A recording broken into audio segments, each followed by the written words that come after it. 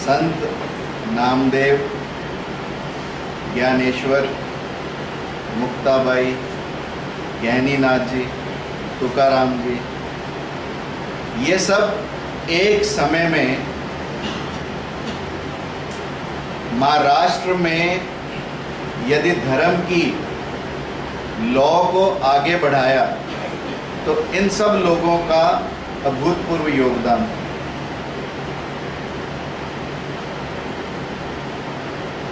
सब संत, ये जितने भी नाम मैंने लिए, इनमें एक चीज सब में कॉमन थी, और वो क्या था कि इन सब की सहजता।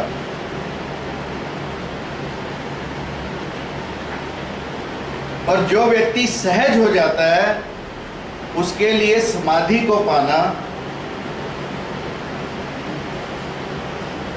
बिल्कुल आसान हो जाता है। जीवन में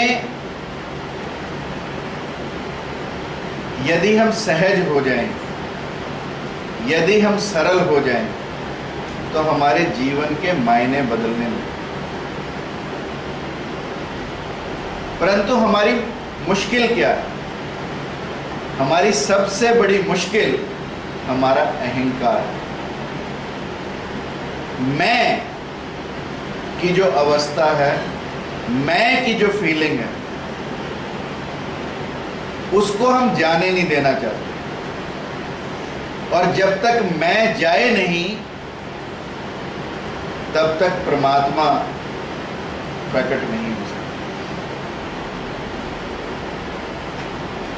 सावन के कावड़ की बात है। नामदेव जी भी कावड़ लेकर आए, रेगिस्तान से निकल रहे थे तो देखा कि एक गधा प्यास से तड़प रहा। अपने कावड़ का जल उस गधे को पिला दिया। सबने विरोध किया कि शिवजी पर चढ़ाने वाला जल एक गधे पर चढ़ाया जा रहा है। परंतु नामदेव जी ने भी वही कहा जो अभी डॉक्टर लीना ने कहा कि जब हमें प्रत्येक व्यक्ति में अपने जैसी आत्मा दिखाई देने लगती है तो हमारी दृष्टि बदलती है। वही नामदेव जी ने किया। उन्होंने कहा कि यदि आत्मा गधे में भी है और गधे की प्यास को मिटाने से बड़ा कोई धर्म नहीं हो सकता, इसलिए मेरा शिवलिंग भी यही है। और कहते हैं वहीं पर शिवलिंग प्रकट हो गया। वही उनके लिए रामेश्वर बन गया। जाना था गोमुख से रामेश्वर, परंतु रेगिस्तान में ही रामेश्वर बन गया। ये है नामदेव की सरलता, ये है नामदेव की सहजता, ये है नामदेव की सहिष्णुता। बिना सहज हुए व्यक्ति इन कार्यों को कर ही नहीं सकता। और साक्षात ये लोग पर ब्रह्म की प्रतिमूर्ति थे। चाहे वो ज्ञानेश्वर हो, उन पर उतने ही अत्याचार हुए, तुकाराम जी पर उतने ही अत्याचार हुए, और नामदेव जी पर भी कोई अत्याचारों की कमी नहीं थी। क्योंकि जब भी कोई सत्य प्रकट होता है तो उसका विरोध होता है। ज्यादातर लोग झूठ में विश्वास करते हैं, झूठ में जीते हैं, और झूठ का आवरण सत्य को प्रकट नहीं होने देते। जब नामदेव जैसे लोग इस धरती पर प्रकट होते हैं तो पंडित पुरोहितों की जीविका पर प्रहार होता है। कबीर जैसे लोग जब इस धरती पर प्रकट होते हैं तो पुरोहितों की जीविका पर प्रहार होता है। इसलिए वो लोग इन्हें साधु मानने से इनकार करते हैं और इनकी बार बार परीक्षा ली जाती है। संत ज्ञानेश्वर को अपनी भगवत्ता को सिद्ध करने के लिए अपनी पीठ पर मालपूड़े तलवाने को, पीठ पर तवा बना दिया सिद्ध करने के लिए कि ये योगी है। जिस दीवार पर बैठे उस दीवार को चला दिया।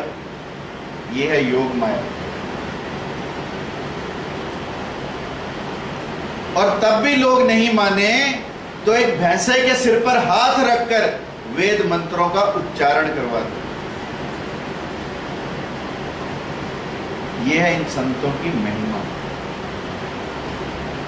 और तुकाराम ने जितनी गरीबों की सेवा की, कहते हैं घर में खाने को कुछ नहीं था, एक दिन गन्ने मिले कहीं से, गन्ने घर पे ला रहे थे तो रास्ते में बच्चों ने गन्ने मांग लिए, सब बच्चे गन्ने बच्चों को दे दिए, एक गन्ना बचा घर लाने के लिए। जब एक गन्ना घर लेकर आए तो पत्नी क्रोधित हुई, पत्नी क्रोधित हुई और गन्ना छीन लिया तुकाराम जी से, और तुकाराम जी की गन्ने से पिटाई की। जब घर में पैसे नहीं लेके जाते तो पत्नियां ऐसे ही करती हैं, संतों के साथ भी ऐसे ही होता है। तो संत तुकाराम की पिटाई हुई, गन्ने के 2 टुकड़े हो गए पीटते पीटते। तो संत ने आगे से क्या जवाब दिया कि वाह भगवान, मैं तो एक लाया था, अब 2 हो गए, एक तू चूस एक मैं चूस। ये है संत, यह संतों का व्यवहार। और एकनाथ जी के बारे में कहते हैं कि जब नहाने जाते थे गंगा के तट पर तो रास्ते में एक मुसलमान औरत उनके ऊपर थूक देती, जैसे ही नहा के निकलते थूक देती, फिर नहाने चले जाते। और एक दिन तो 108 बार थूका उस मुस्लिम औरत ने एकनाथ के मुंह पर। एकनाथ तब भी विचलित नहीं हुए, कोई क्रोध नहीं आया। जब लोगों ने कहा कि इतनी बार ये आप पर थूक रही है, इसको मना करो आप, तो उन्होंने कहा कि ये थूक कर मेरा उपकार कर रही है, ये इतनी बार ना मेरे मुंह पर थूके तो इतनी बार गंगा स्नान का सौभाग्य मुझे प्राप्त ना हो। ये संतों की महिमा कि थूकने पर भी आगे से ये जवाब कि मुझे 108 बार गंगा नहाने का सौभाग्य मिला। और विट्ठल भगवान के मंदिर में जब एक औरत सहारा लेकर विट्ठल भगवान के दर्शन करने लगी और इनके शिष्यों ने उस औरत को खदेड़ना चाहा, तो एकनाथ ने कहा कि कम से कम ये कंधा किसी के लिए तो विट्ठल दर्शन करवाने के काम आए।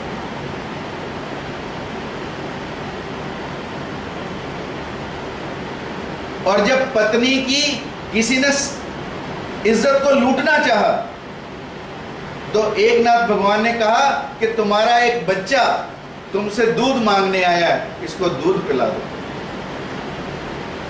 व्यक्ति इज्जत लूटने आया और संत कह रहे हैं कि एक छोटा बच्चा आया, इसको दूध पिला दो। यह है संतों की महिमा। और महाराष्ट्र के इन संतों का राष्ट्रीय एकता के लिए जो कार्य रहा वह भी अविस्मरणीय। इन्होंने न केवल भक्ति भाव की प्रेरणा लोगों में पैदा की, परंतु राष्ट्र प्रेम की भावना भी इन लोगों ने पैदा की। इन सब ने हिंदू मुस्लिम एकता पर जोर दिया, इन सब ने राष्ट्रवाद पर जोर दिया। ऐसे राष्ट्रवादी संत नामदेव को हम याद करें, इससे बड़ा हमारे लिए सौभाग्य की बात और क्या हो सकती है। बट थोड़ी सी आयरनी है इस देश में कि कबीर को जुलाहों ने पकड़ लिया, रविदास को चमारों ने पकड़ लिया, नामदेव जी को दर्जियों ने पकड़ लिया। जिन लोगों ने जातिवाद के खिलाफ पूरा अपना जीवन व्यतीत किया हो, उन लोगों को हम एक जाति में बांधें, इससे बड़ा अहितकर कार्य इन लोगों के लिए नहीं हो सकता। मैं आप लोगों से पूछना चाहता हूं, क्या गुरु गोविंद सिंह केवल सिखों के थे?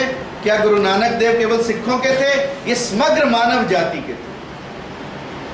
और नामदेव जैसे संत भी पूरी मानवता के कल्याण के लिए, किसी जाति के कल्याण के लिए। इसलिए हमें सबको इनके संदेश को सर्वोपरि रखना चाहिए, ना कि ये किस जात से। और संदेश सबका एक ही, मानवता का कल्याण, मानवता का हित। ये इन सब का संदेश है, जिस संदेश को हमें सर्वोपरि रखना। Second thing which I